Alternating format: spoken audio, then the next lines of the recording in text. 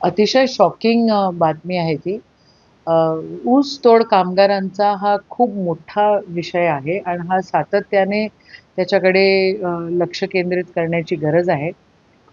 त्याच्यामध्ये स्पेशल हिअरिंग्ज झाले पाहिजे. त्याच्यामध्ये का बरं असं म्हणजे असं काय होतं तिथं, की इतक्या महिलांचे गर्भाशय काढून टाकलेले आहेत.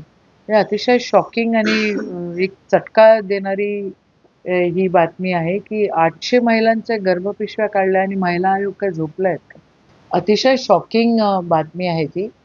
अ, ऊस तोड कामगारांचा हा खूप मोठा विषय आहे आणि हा सातत्याने त्याच्याकडे लक्ष केंद्रित करण्याची गरज आहे.